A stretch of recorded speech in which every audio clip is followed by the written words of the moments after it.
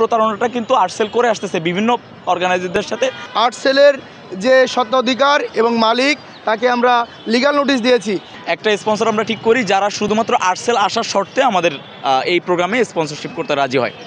তো এর মধ্যে যেই সমস্যাটা হয় যে আমাদের আবহাওয়াজনিত কারণে 6 আগস্টের কনসার্ট আমরা চেঞ্জ করে মেইল করে এবং তাদেরকে এই ডেট পিছানোর জন্য তাদেরকে ক্ষতিপূরণ দেওয়া সাপেক্ষে আমরা কনসার্টটা পিছায় 29 তারিখে তাদের কথা মতোই আমরা 15 আগস্টে নিয়ে যাই এবং তাদের সম্মতিতে আমরা 15 আগস্টে কনসার্টটা নিয়ে যাই। 14 তারিখ পর্যন্ত আমরা তাদেরকে 5,25,000 টাকা দেই এবং মানে কনসার্ট শুরু হওয়ার ঠিক 5 থেকে 6 ঘন্টা আগে তারা আমাদেরকে বলে যে তাদেরকে নিরাপত্তা দিতে হবে, মানে তাদের প্রোটোকল মেনটেন করতে হবে। তো আমরা আর্মির সাথে কথা বলি, আমরা পুলিশ, ডিজিএফআই, সিটিএসবি, এনএসআই সবার সাথে কথা বলি এবং তারা পূর্ণ প্রোটোকল নিয়ে পরের দিন একবারে রেডি ছিল। কিন্তু হুট করে দেখি যে তারা ফেসবুকে একটা পোস্ট দিয়ে দেয় যে অনিবার্য কারণবশত তারা রাজশাহী বিশ্ববিদ্যালয়ের কনসার্টে আসবে না। তো ঠিক করে রাত 2টার সময় তাদের মনে পড়তেছে যে তারা এই কনসার্টে যাওয়া ঠিক হবে কি হবে না। তো এইটা আমার কাছে মনে হয়েছে যে সুস্পষ্ট প্রতারণা এবং রাজশাহী বিশ্ববিদ্যালয়ের শিক্ষার্থীদের কাছে এটা আসলে একটা ইমোশনের মতো একটা প্রোগ্রাম হচ্ছে এবং ওটা এতটা সাজালো একটা প্রোগ্রাম ছিল, আমাদের এত প্রোটোকল ছিল, আমরা বিএনসিসি ছিল, বিশ্ববিদ্যালয় প্রশাসন খুব সুন্দরভাবে এটা আয়োজন করা ছিল। তারপরে ওই রাতে আমরা মাথায় আকাশ ভেঙে পড়ার মতো, যে কোনো একজন আয়োজকের কাছে এটা আসলে একটা অপ্রত্যাশিত এবং কার দুঃস্বপ্নের মতো যে এতদিন ধরে চেষ্টা করে এই একটা প্রোগ্রাম ক্যান্সেল হয়ে যাচ্ছে। তো তারপরে আমরা আবার আরও কিছু ব্যান্ডের সাথে কথা বলে আমরা এই প্রোগ্রামটা ছোট পরিসরে আমরা এই প্রোগ্রামটা শেষ করি। কিন্তু সমস্যা যেটা দেখা যায় যে আমাদের এই যে প্রতারণাটা এটা দীর্ঘ সময় ধরে এই প্রতারণাটা কিন্তু আর্টসেল করে আসতেছে বিভিন্ন অর্গানাইজারদের সাথে।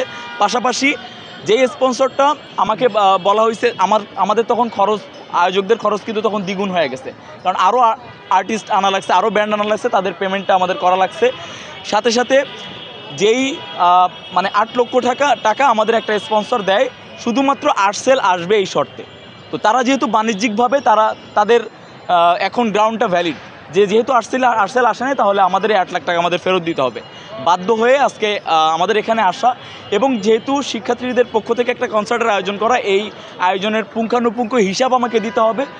আমরা এই টোটালটা জনগণের সামনে এবং 30,000 শিক্ষার্থীর প্রতিনিধিত্ব করার জন্যই এই আজকে এই কোর্টে হাজির হওয়া এবং এই মামলার প্রসেস করার। ছাত্রলীগের একটা মেইল সোশ্যাল মিডিয়ায় ছড়ায় পড়ে যে তাদের কাছে নাকি ছাত্রলীগ থেকে মেইল করা হয়েছে এবং এটা একটা স্ক্রিনশটও আছে।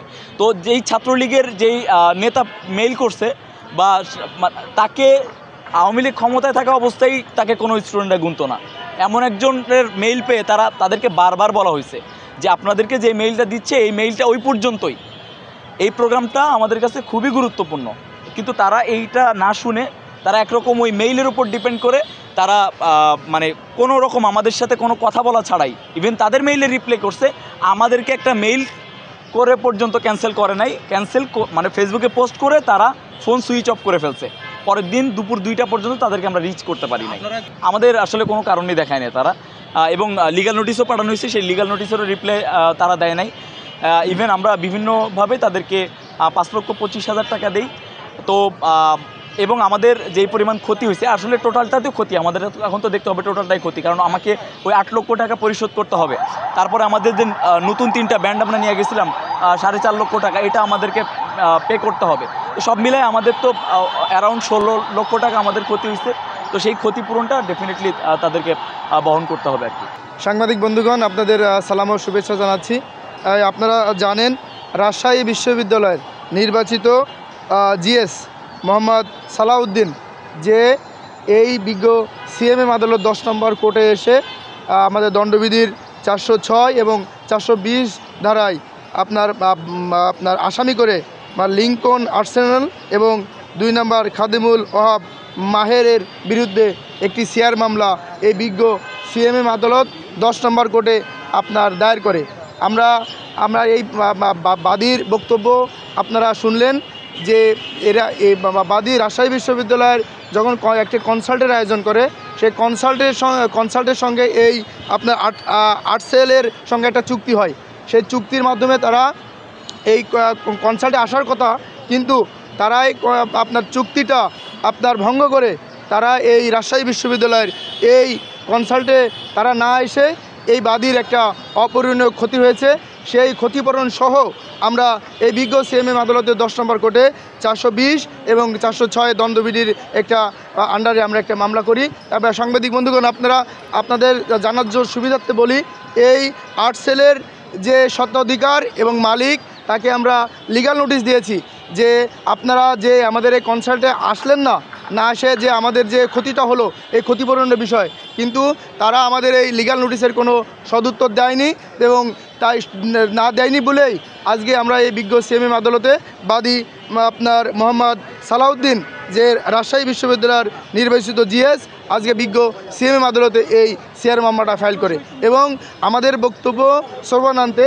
বাদীর জবানবন্দি শ্রবণান্তে বিজ্ঞ 10 নম্বর কোর্ট এই আপনার তেজগাঁও শিল্প অঞ্চলের যে ওসিকে এই মামলাটি তদন্ত নির্দেশ দেয়।